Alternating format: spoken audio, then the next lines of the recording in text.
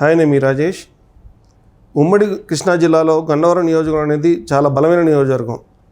దాంట్లో నిన్న వల్లభనేని వంశీ నామినేషన్ దాఖలు చేసే సమయంలో వాళ్ళు జన సమీకరణ లేకుండా ఖాళీగా రోడ్లు అన్ని కనిపెట్టడంతో ఆయన ఓటు అక్కడే తేలిపోయింది. దానిపై మన పూర్తి విశ్లేషణ మన సిఎస్ రావు గారిని అడిగి తెలుసుకుందాం. సిఎస్ రావు గారు, నిన్న వల్లభనేని వంశీ నామినేషన్ వేస్తున్న సమయంలో అక్కడే కనబడుతుంది ఓటమి అనేది. అసలు జన సమీకరణ అసలు లేదు, ప్లస్ అసలు ఎక్కడ కూడా ఊపు కనిపించలేదు. దాన్ని మనం ఏ రకంగా చూడొచ్చు? సో ఒకటేంటంటే వల్లభనేని వంశీ అనగానే మనకు గుర్తొచ్చేది ఒక ఫైర్ బ్రాండ్.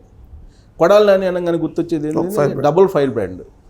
రోజా అని గుర్తంగానే ఇంకా అసలు ఫైర్ ఇస్ ఫైర్ అని అంటాడు కదా అదరు మన సినిమాల్లో బ్రహ్మానందం, ఆ టైప్లో కనిపిస్తుంది. ఈ ఫైర్ బ్రాండ్స్కి ఇప్పుడు సీన్ ఎలా ఉంది, సిచ్యువేషన్ ఎలా ఉంది అని అంటే ఒక్క వల్లభనేని వంశీ విషయంలోనే కాదు, ఆల్మోస్ట్ వీళ్ళు ముగ్గురు విషయంలో ఒకేలాగా కనిపిస్తుంది.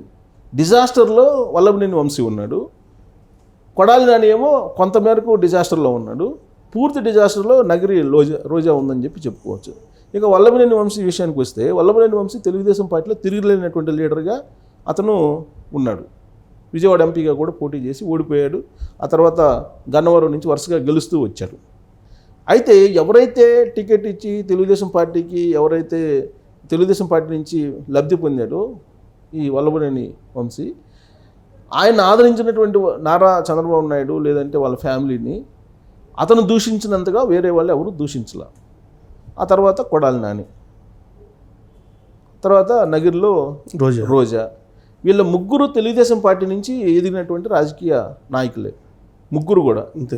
వీళ్ళ తెలుగుదేశం పార్టీ చంద్రబాబు నాయుడు గారు ఇచ్చినటువంటి ప్రోత్సాహం, ఆయన ఇచ్చినటువంటి అండతోటి వీళ్ళు ఎదిగినటువంటి వీళ్ళు ఏమంటారు ఇప్పుడు, అసలు తెలుగుదేశం పార్టీని చంద్రబాబు నాయుడిని పూచికపులతో చూస్తుంటారు. వీళ్ళు విధానపరమైనటువంటి అంశాల్లో ఏదైనా విమర్శిస్తే ఓకే, ప్లస్ ఆ విమర్శలు కూడా ఎలా ఉండాలి, విమర్శలు అయి ఉండాలి, ప్లస్ అన్పార్లమెంటరీ వర్డ్స్ ఉపయోగించకూడదు.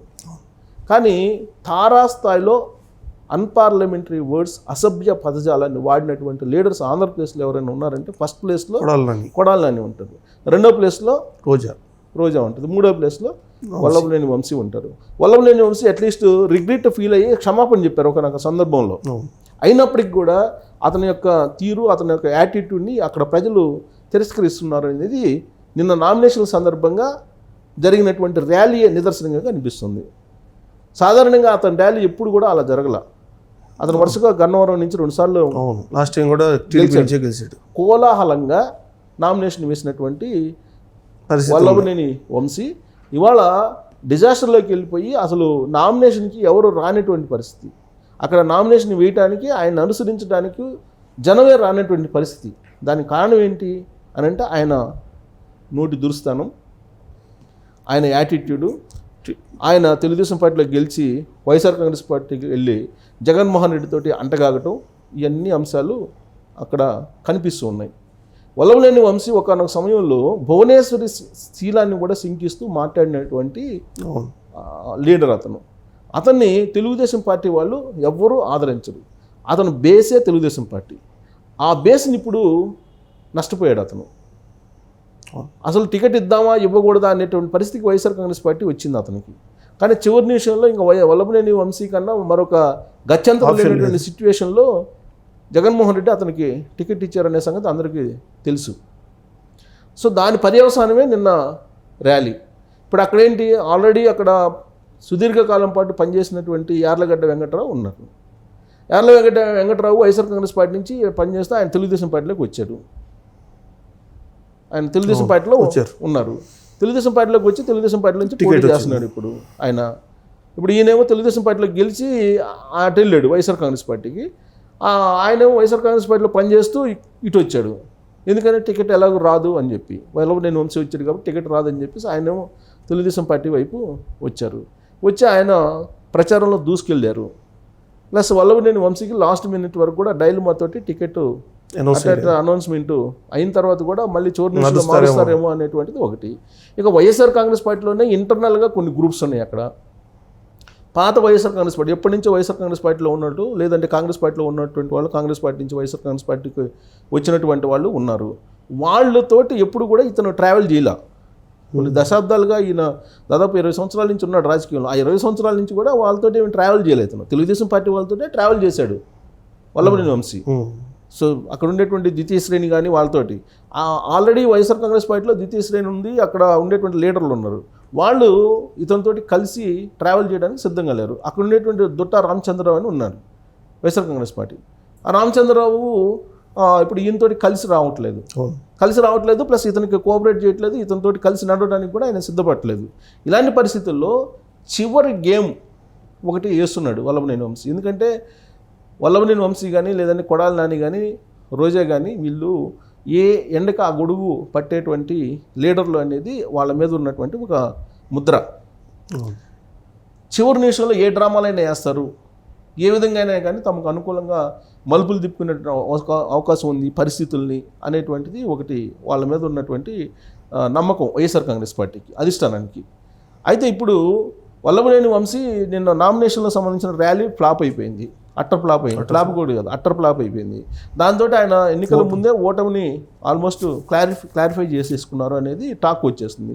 దాని నుంచి ఎలా ఓవర్కమ్ కావాలి అనేది వల్లభనేని వంశీ చేసినటువంటి ఒక ఎత్తుగడ ఏంటంటే ఆయన తనకి బాగలేదు అనేటువంటిది ఒకటి, బాగలేదు స్పృహదప్పి పడిపోయినట్టుగా చేశారనేది ఇప్పుడు తెలుగుదేశం పార్టీ వాళ్ళు కానీ వైఎస్ఆర్ కాంగ్రెస్ పార్టీలో ఉండేటువంటి ఆయన వ్యతిరేక వర్గీయులు కానీ చెప్తున్నటువంటి ఒక మాటలు, చర్చ కూడా అదే జరుగుతుంది గన్నవరం బేస్ చేసుకుని. సో ఇప్పుడు ఆయన అసలు ఆ రోజు ర్యాలీ రాకపోవడానికి కారణం ఏంటంటే తనకి హెల్త్ బాగాలేకపోవడం అనేది కవర్ చేసుకునేటువంటి ప్రయత్నం చేస్తూ ఒక చివరి అస్త్రంగా ఏం చెప్తున్నాడంటే ఇవే నా చివరి ఎన్నికలు అని చెప్పి డైరెక్ట్గా చెప్పకుండా కొడాలి నాని మాదిరిగా కొడాలి నాని కూడా చెప్పాడు ఇవే నా చివరి ఎన్నికలు అని. ఆ తర్వాత నేను రాజకీయాల్లోకి ఉన్నాను అన్నట్టుగా చెప్పాడు. గెలవకపోతే ఎక్కడ ఉంటారు, గెలవకపోతే ఉంటాడు, గెలిచినా ఉండనని చెప్తున్నాడు ఆయన.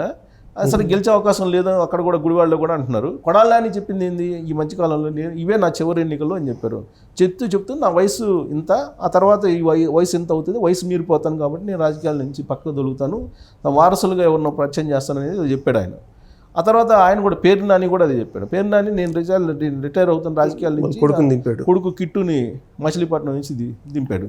సో ఇలా ఇప్పుడు డైరెక్ట్గా కొడాలి నాని చెప్పినట్టు చెప్పకుండా ఇదే నా చివరి ఎన్నికలు, మీరు దయచేసి ఈసారికి నాకు కోఆపరేట్ చేయండి అని చెప్పి బతలాడుకోకుండా ఇప్పుడు వల్లభనేని వంశీ ఏం చెబుతున్నాడు, నేను దుట్టా రామచంద్రరావు అక్కడ బలమైన లీడర్ వైఎస్ఆర్ కాంగ్రెస్ పార్టీకి, నేను వచ్చినందువల్ల ఆయనకు అన్యాయం జరిగింది కాబట్టి ఈసారి ఎన్నికల్లో, రాబోయేటువంటి ఎన్నికల్లో దుట్టా రామచంద్రరావు కుమార్తెకు నేను ప్రచారం చేస్తాను అనుకూలంగా. దుట్టా రామచంద్రరావు కుమార్తె కనుక పోటీ చేస్తే నేను ఆమెకు కోఆపరేట్ చేస్తాను, ఆమెకి అన్నదండగా ఉంటే ఆమెను గెలిపిస్తాను అని లాక్కోవడానికి ఒక చివరి అస్త్రాన్ని, స్వరాన్ని మార్చి ఆయన ప్రయత్నం చేస్తున్నాడు. దుట్టా రామచంద్రరావు కుమార్తెని కనుక రాబోయే ఎన్నికల్లో పోటీ చేయించిన లేదంటే ఏ ఎన్నికల్లో అయినా సరే నేను వాళ్ళ ఫ్యామిలీ కోఆపరేట్ చేస్తాను అని చెప్పి ఒక స్లోగన్ని వదిలాడు. ఇప్పుడు అది ఫలిస్తుందని చెప్పి ఆయన అనుకుంటున్నాడు. కానీ వల్లభనేని వంశీ ఓడిపోతాడని చెప్పి తెలిసిన తర్వాత దుట్టా రామచంద్రరావు అసలు ఎందుకు కోఆపరేట్ చేస్తారు, ఈయన ఎన్ని చెప్పినా కానీ. కాకపోతే లాస్ట్ ఒక అస్త్రాన్ని వదిలాడు. అంటే దుట్టా రామచంద్రరావు కుమార్తె నేను సహకరిస్తానంటే నెక్స్ట్ ఎలక్షన్లో నేను పోటీ చేయననే కదా, అంతే కదా వల్లభనేని వంశీ చెప్పింది. ఆయనేమో డైరెక్ట్గా చెప్పాడు ఈసారి అవకాశం ఏంటి, నెక్స్ట్ టైం నుంచి నేను వాళ్ళ ఫ్యామిలీకి సపోర్ట్ చేస్తానని చెప్తాడు. అంటే దాని అర్థం ఏంటి, నేను రాజకీయాల్లో ఉండననే కదా వల్లభనేని వంశీ పరోక్షంగా చెప్తుంది. సో సేమ్ ఇలాంటిదే నగర్లో కూడా ఇప్పుడు అదే జరుగుతుంది. రోజాకు సంబంధించి రోజా ఎక్కడికి వెళ్ళినా కానీ అక్కడ ఉండేటువంటి ప్రజలు తిరగబడుతున్నారు, ఆమెని నిలదీస్తున్నారు అనేది వినిపిస్తుంది.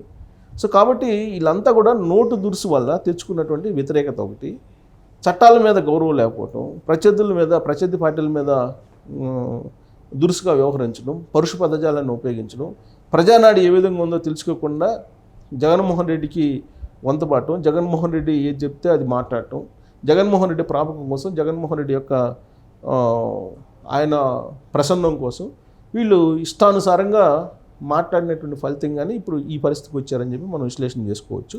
బట్ ఆయన చేసినటువంటి లాస్ట్ అస్త్రం ఏదైతే ఉందో వల్లభనేని వంశీది, అది కూడా పనిచేసేటువంటి పరిస్థితులు కనిపించట్లేదు. సో కాబట్టి వీళ్ళు మరి రాబోయేటువంటి రోజుల్లో ఇంకా ఇలాంటి ఆల్రెడీ వల్లభనేని వంశీ 2 అయిపోయినాయి, 2 డ్రామాస్ అయిపోయినాయి, లేవు నాకు తెలిసి. ఇంకేమైనా మరి డ్రామాలు వేస్తాడా, ఏం డ్రామాలు వేస్తాడా అనేది చూడాలి. బట్ ఫ్లాప్ షో అని చెప్పి చెప్పచ్చు నామినేషన్ ఘట్టం అనేది ఫ్లాప్ షో అని చెప్పి చెప్పొచ్చు మనం. ఓకే సిఎస్ రావు గారు, వల్లభనేని వంశీ నామినేషన్ చేసే సమయంలో చూసినట్టయితే జన సమీకరణ అసలు కనిపించలేదు. మరి ఇదే పరిస్థితి ఇప్పుడు ఉంటే రానున్న రోజుల్లో రేపు మే 13 ఎలక్షన్లో ఏ రకంగా ఉంటుందో ప్రజలే నిర్ణయిస్తారు. Thank you.